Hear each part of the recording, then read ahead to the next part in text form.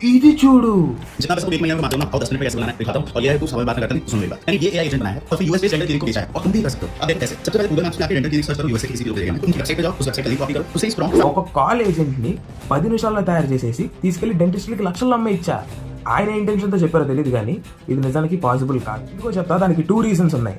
అందులో first reason, ఆ Vapi AI అని ఏదైతే ఉందో దాన్ని యూజ్ చేసేటప్పుడు మీ ఫ్రీ లిమిట్ అయిపోగానే మిగతా మీ యూసేజ్ ప్రకారం 5,000 నుండి 30,000 ఛార్జ్ దాకా పడచ్చు.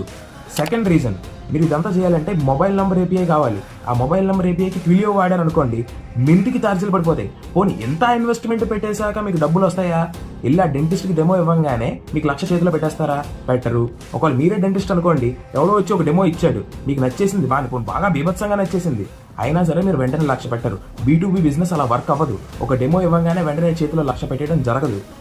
పోనీ బిజినెస్ గురించి పక్కన పెట్టేద్దాం. ఆయన చెప్పిన సెటప్ చేయడానికి టెక్నికల్గా టూల్స్ అండ్ ఏపీఐ ఇంటిగ్రేషన్స్ ఉంటాయి. అవి 10 నిమిషాల్లో అయిపోయే పని కాదు. రీచ్ కోసం 100 మంది 100 చెప్తారు.